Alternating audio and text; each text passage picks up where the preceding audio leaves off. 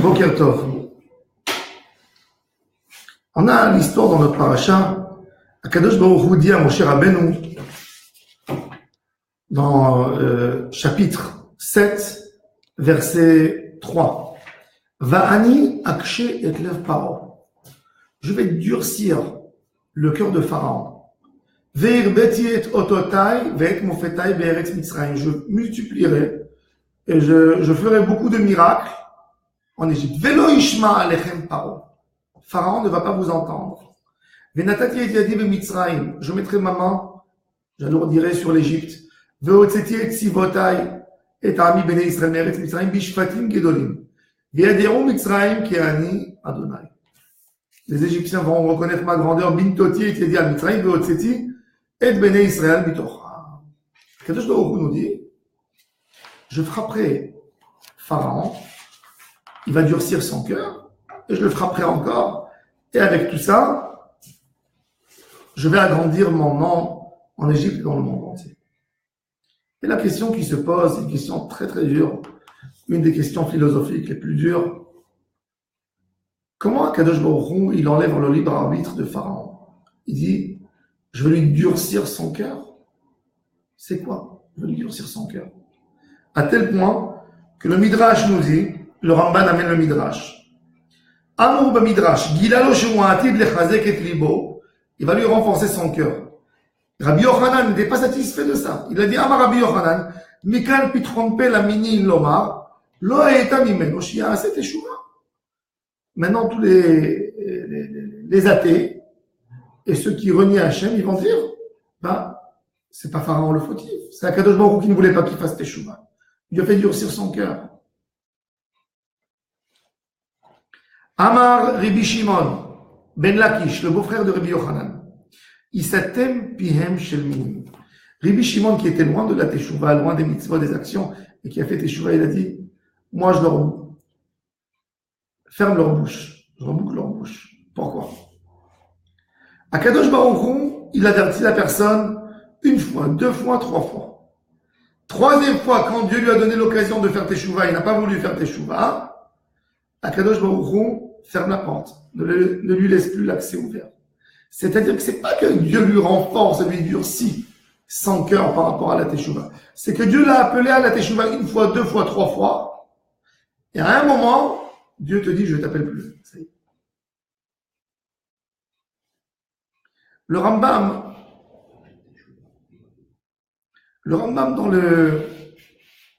dans Ilchot Teshuvah. Pourquoi on parle de Teshuvah pour des goïs? Même un goy, il a moyen de faire Teshuvah, tout homme. Parce que le manque de Teshuvah, quelque part, c'est lui enlever son libre arbitre. Donc tu ne peux pas punir quelqu'un si tu lui as fait durcir son cœur. Il sera puni sur quoi? Sur le cœur que toi, tu lui as fait durcir? Sur toi, tu lui as fait durcir son cœur et tu veux le punir là-dessus? C'est une question. Le Ramban nous explique, en fin de compte, que quand l'homme, il a fauté à un point, il a perdu cette force d'appel. Dieu appelle toute l'humanité à faire teshuva.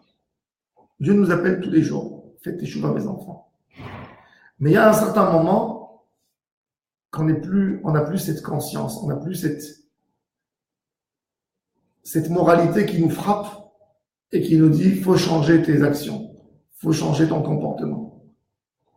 Et ça, malheureusement, même des juifs, des fois, ils peuvent perdre ce sentiment de la teshuva. C'est-à-dire, ils pensent que tout est bien chez eux. Il n'y a rien qui les réveille. Il y a une teshuva qui est de conscience. Je me sens pas bien avec ce que j'ai fait. Il y a quelqu'un, il s'énerve avec ses collègues, il s'énerve dehors, il s'énerve avec sa femme, il s'énerve avec ses enfants. Et après, son cœur le frappe. Son cœur lui dit, c'est méchant ce que tu as dit. C'est pas bon. Il est à la maison tout seul, il peut pleurer. Il est angoissé de ce qu'il a dit. C'est une sorte de teshuva. Teshuva morale. Ta morale, elle te laisse pas. Elle te dit, c'est pas possible ce que tu as fait. C'est pas bon. Il y a quelqu'un qui sa teshuva, c'est une teshuva médicale. Il va chez le médecin, il lui dit, tu as trop de cholestérol. Il rentre chez lui à la maison, il ouvre le frigidaire, il est déçu. Il dit, je peux pas manger ni ça, ni ça, ni ça, ni ça. Bon, ok. C'est une sorte de teshuva, de changer mon comportement. Mais il y a un homme qui est désespéré de tout. Il reste indifférent. Il est parti faire la prise de sang, le médecin lui a dit c'est une catastrophe. Il dit, on s'en fiche. Je vivrai dans la catastrophe. Ça fera ce que ça fera. Ça, c'est un homme qui est désespéré de la teshuva, que tout est fini avec lui. Et malheureusement, même dans la vie, on a beaucoup de gens qui ont perdu l'espoir de changer un jour. Je suis comme je suis. Je ne veux pas changer. Laisse-moi finir ma vie de cette manière. Ça, c'est le plus grand malheur d'un homme qui dit laisse-moi comme je suis et je veux plus changer. Laisse-moi. C'est pas que je veux plus changer, c'est pas que je veux plus. Je n'ai même pas une envie. Ça ne me dit rien du tout. Il vit comme il vit. Il se lève le matin comme il dit dans la Bible, Baboker Yomar Mi Tenerev, le matin il dit quand la nuit arrive, et la nuit il dit quand arrive le matin. Il vit une vie entière sans rien du tout qui le réveille à la Teshuvah. David Ameler, Tzadik Isodolam, qui a écrit le Teilim, tellement proche d'Akadosh Baruch Hu. Qu'est-ce qu'il fait dans toutes ses prières? Il demande la Teshuvah. Dieu, je veux toujours avoir cette fraîcheur d'esprit, toujours cette envie d'évoluer, toujours cette envie de me coller à toi, et toujours de pouvoir me réparer. Oreni Adonai Darkecha. Dieu, découvre-moi, fais-moi découvrir ton chemin. Guide-moi dans le bon chemin. Toute sa vie, il demande à être guidé dans le bon chemin. Les tzadikim, chaque action qu'ils font, ils la jugent après des jours et des jours. Est-ce que j'ai bien fait ou j'ai mal fait? Est-ce que cette phrase que j'ai dit, elle était bonne ou il fallait pas qu'elle se dise? Tout le temps, ça remue. J'ai bien fait ou j'ai pas bien fait? J'ai bien fait ou j'ai pas bien fait? Comme Rabbi Yochanan, avant de quitter le monde, Rabbi Yochanan ben Zakkai, ils sont venus, ses élèves, son dernier jour, sont venus le voir prendre une bénédiction. Dès qu'il les a vus, il a commencé à pleurer. Ils lui ont dit, Rabbeinu, Ner Israël, la lumière d'Israël, Hamoud Haïmini, la colonne, que tout le grand immeuble tient là-dessus. Patish et Chazak, le grand marteau, qu'il n'y a rien qui résiste devant lui. Pourquoi tu pleures?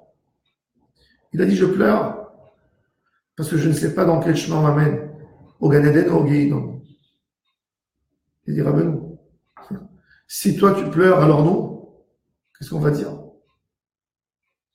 Il a dit, je vais dans un endroit devant le roi qui est éternel, que sa punition est une punition éternelle. Il dit, un roi dans ce monde, il met quelqu'un en prison, ça peut durer combien de temps? 10 ans, il va y avoir un putsch, l'autre il va sortir, et c'est peut-être l'autre qui va devenir gouverneur. Mais chez Akadosh Baruch Hu, s'il est en colère contre moi, sa colère est une colère éternelle, sa punition peut être une punition éternelle. Un éloignement de la Neshama, qu'elle ne se collera plus jamais. Et Bevada, ici je sais que je rentre dans un chemin comme ça, je ne vais pas pleurer. C'est-à-dire que la Teshuvah, même chez les grands hommes, plus t'es grand, plus t'es proche d'Hachem, plus tu vas faire Teshuvah. Les gens qui disent, moi je n'ai rien à me reprocher, moi je suis bon, tout va bien chez moi, c'est les gens qui sont tellement malades à un point qu'ils ne sont même pas conscients de leur maladie.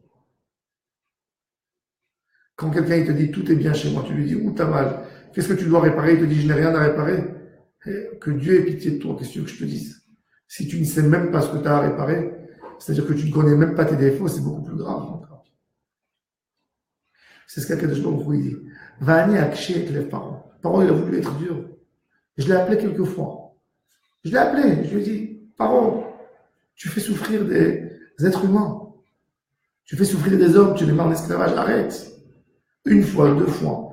Il a envoyé Akadosh Baruch Hu, il a envoyé Moshe la première fois pour qu'il dise à Pharaon, libère les bénis d'Israël d'Égypte. Non, qui c'est Hachem? Ne parle pas d'Hachem, tu ne connais pas Hachem.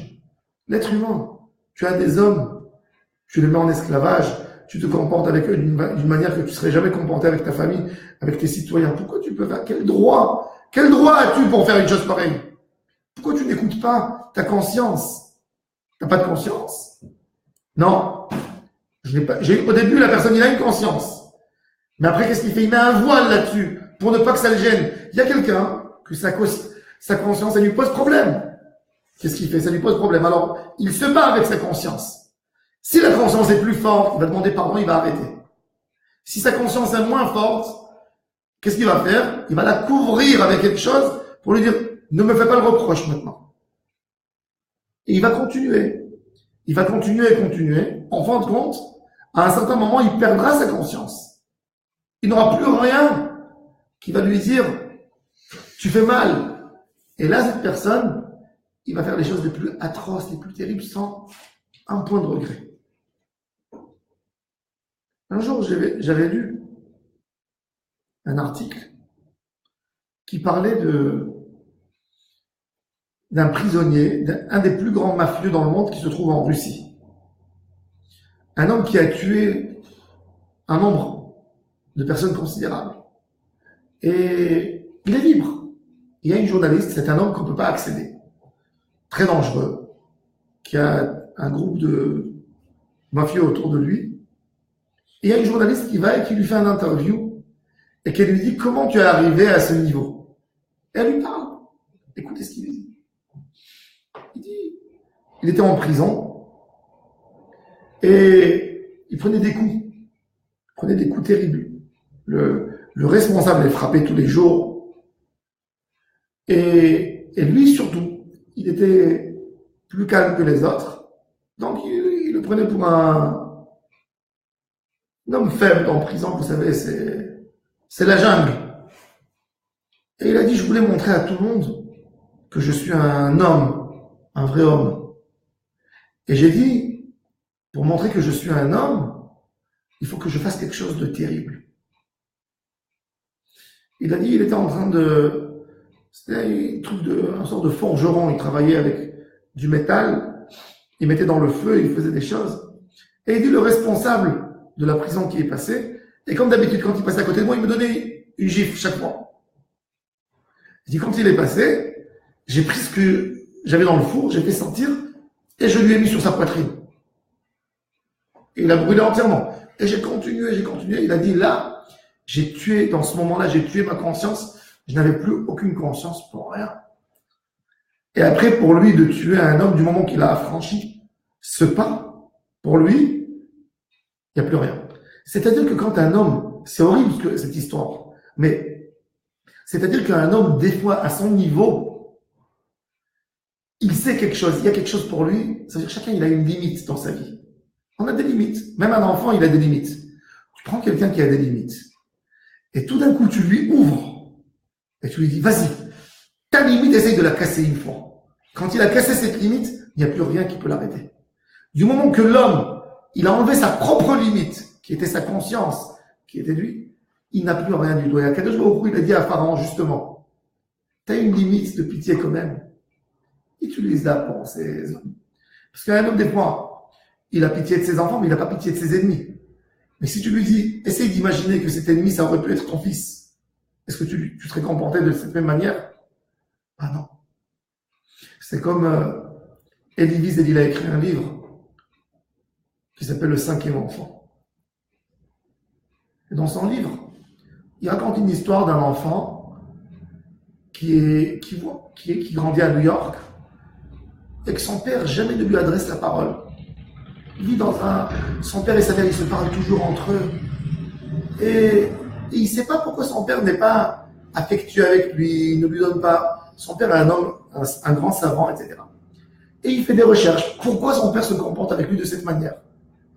Et il découvre que son père, c'est un rescapé de la Shoah. Un rescapé. Et il découvre que ses frères ont été tués dans la guerre et c'est pour ça que son père a perdu toute sa joie de vie. Et il essaye de découvrir, et il découvre, alors il fait des enquêtes, et il découvre l'assassin, l'Allemand, qui a tué ses frères. Et qui est devenu un grand PDG d'une très grosse société en Allemagne. Donc l'enfant, il se met un but dans sa tête d'aller venger le sang de ses frères. Il achète un pistolet et il va en Allemagne et il se présente comme quelqu'un qui a un travail spécial avec le même type que cette société fabrique des choses. Et il prend rendez-vous avec le chef qui était l'assassin de ses frères comme soldat. Et il rentre et il parle, il dialogue avec lui, il voit que c'est un homme respectueux, etc. Et il parle, et après il lui dit, dis-moi, tu as fait la guerre, etc. Et tout d'un coup il lui dit, voilà, moi je suis le frère des enfants que tu as tués. Et arrivé ton moment pour que tu dois payer ce que tu as fait. Et il fait sortir le pistolet.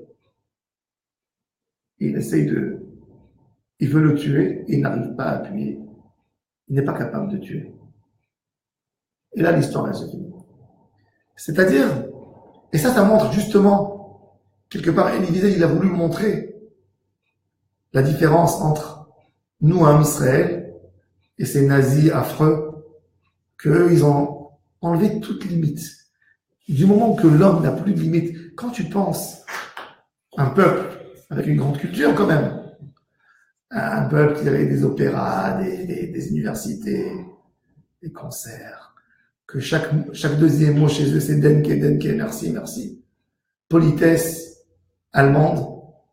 Comment ils ont pu prendre un peuple et faire de moins que des cafards? Moins que des cafards. La vie d'un juif en Europe, depuis les années 40 jusqu'en 45, c'était moins qu'un chat de rue. Moins.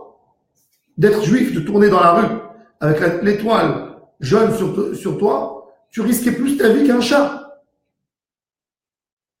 Et comment ils ont pu faire ça? C'est-à-dire qu'à un certain moment, quand tu perds ta conscience, tu deviens un animal. Il n'y a plus rien qui t'empêche à faire le mal. Le mal, c'est une action tout simple. Il n'y a plus la notion de mal et bien. Tu te diriges comme un vrai animal. Et c'est ça ce que Pharaon a perdu. Et c'est ça ce que justement nous, on doit tellement faire attention de ne pas en arriver là. Parce que des fois, on peut perdre même la conscience par rapport à une personne. Et c'est nous qu'on décide. Du moment que tu deviens cruel par rapport à quelqu'un, tu deviens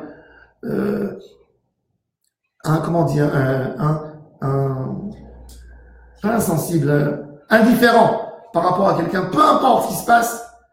Quand tu deviens comme ça, tu as perdu le moyen de faire tes chouvas. Quand tu deviens indifférent par rapport à quelqu'un, pour toi c'est comme une pierre. Parler du mal ou parler du bien, il n'y a plus de compte devant personne.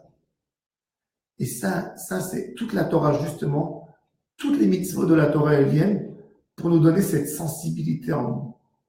La tzedaka, ne pas parler du lachon hara contre l'autre, etc. Pour justement te mettre cette conscience en toi. Un jour tu pourras faire tes chouvas. Un jour tu pourras faire tes chouvas. Un jour tu vas te réveiller sur ce que tu as fait. Paro, il a perdu. C'est ce qui nous explique le Ramban. Akadosh Baruch Hu, il est là pour nous appeler, mais des fois, on peut perdre ce cadeau d'Akadosh Baruch Hu. Et c'est ça ce qu'on doit faire. On doit se méfier, ne pas arriver chas shalom à un point qu'on perd ce cadeau d'Akadosh Baruch Hu qui nous appelle Shuvu Banim Shovarim. Tous les jours, Dieu nous dit revenez, revenez, revenez. Quand la personne, il a perdu sa moralité, il a perdu sa conscience, il a été condamné. Et ça, c'est l'histoire de Pharaon. Pharaon, avec ses avérotes, il a perdu cette notion. Qu'Akadosh Baruch Hu nous donne toujours cette option de faire des choses que nos oreilles soient sensibles toujours à écouter ce cri d'Akadosh Baruch Hu. Revenez mes enfants et qu'on ne le perde jamais. Amen. Amen.